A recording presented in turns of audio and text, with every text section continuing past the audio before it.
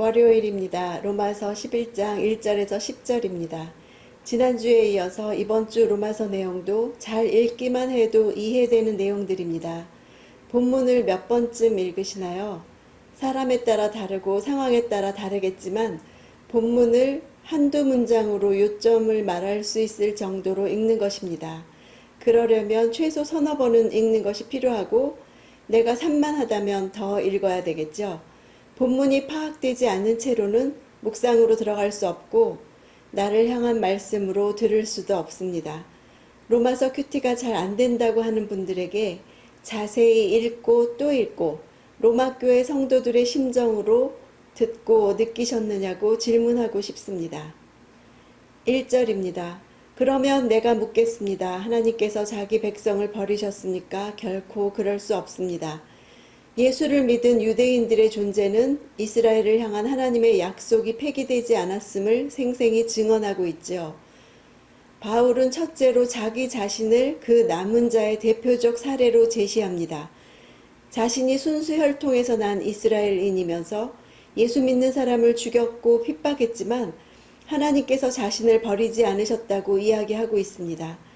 내가 구원받았다면 다른 사람도 구원받을 수 있다고 생각합니까?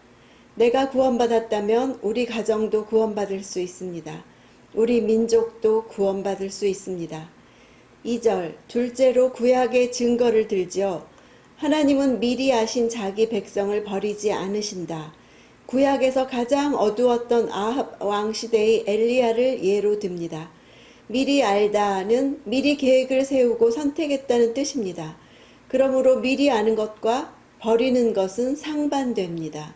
하나님께 버림받은 것 같이 느껴질 때 미리 계획을 세우고 나를 선택하셨음을 기억하고 절대 버리지 않으실 것을 믿고 회복하시기 바랍니다. 4절에 7,000명이란 상징적인 숫자죠. 완전수 7에 많다는 뜻의 천이 합쳐져서 충분히 많이 남았다는 뜻입니다. 우리 눈에 절망적인 현실에도 하나님은 남은 자들을 남기시죠. 이사야의 남은 자 신학이 있기 전에 이미 내가 나 자신을 위해 남겨두었다고 하심으로 그 남김이 하나님의 주권적 섭리에 의한 것임을 분명히 하십니다. 절망스러운 상황에서 남은 자의 보존은 하나님의 주권적인 은혜에 근거한 것이죠. 하나님이 남겨주신 자는 바알에게 무릎 꿇지 아니한 사람입니다. 바알은 세상의 우상으로 죄의 상징입니다. 세상이 다 섬기고 있어서 거절하기 힘든 우상, 뿌리치기 힘든 죄지요. 모든 사람들이 죄로 여기지 않는 관행입니다. 음란을 조장하는 대중문화, 뇌물, 학벌과 물질 우상주의입니다. 바알에게 무릎 꿇지 않는 것은 곧 십자가를 지는 것입니다. 세상과 타협하지 않으므로 손해와 희생을 감수하며 믿음을 지키며 하나님이 남기신 사람 때문에 나라가, 교회가 소망이 있는 것입니다. 5절에 그러므로 이와 같이 지금도 은혜로 선택을 받아 남은 사람이 있습니다. 라고 했습니다. 그 사람들은 아마 꽤 큰 숫자일 것입니다. 야고보가 얼마 후 예루살렘에서 바울에게 수만 명의 유대 사람들이 믿게 되었다고 말할 것입니다. 남은 자가 있다는 것은 이스라엘은 결코 망하지 않는다. 결코 버림받지 않는다는 뜻입니다. 수천 년 동안 전 세계에서 나그네로 살아왔고 600만 명이 학살을 당했습니다. 그러나 이스라엘은 망하지 않았습니다. 왜 이스라엘이 회복되어야 하나요? 하나님이 버리시지 않기 때문입니다. 이방인 선교와 이스라엘 선교가 하나가 될 때 주님이 오실 것입니다.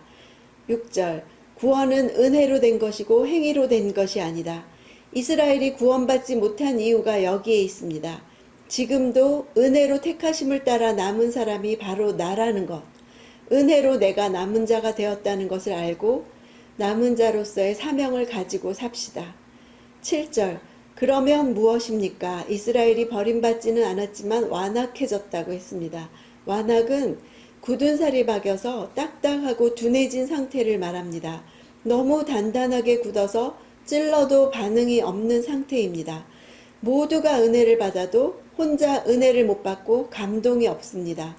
우리는 완악한 자든지 택하신 자든지 둘 중에 하나입니다. 로마서 큐티를 하는 나는 어느 쪽입니까? 구절마다 내게 하시는 말씀으로 받고 있나요? 완악하여 아무 감동도 느끼지 못하나요?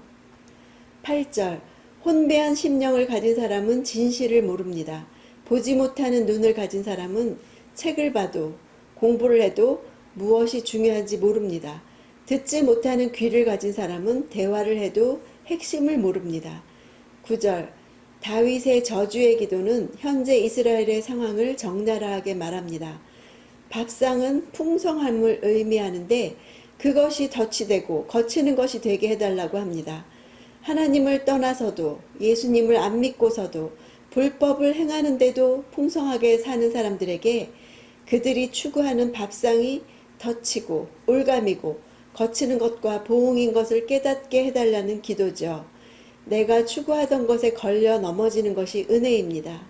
넘어질 때에야 비로소 내가 추구하던 것이 무엇이었는지가 드러나기 때문입니다.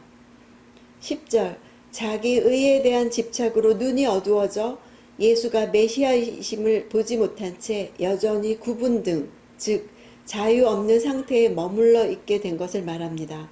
내 삶에서 예수님을 알아보는 것이 남은 자로서의 삶입니다. 오늘도 나에게서 혼미한 심령을 제하셔서 말씀으로 기도로 들을 수 있고 볼 수 있는 은혜를 주시는 하루 되시길 바랍니다.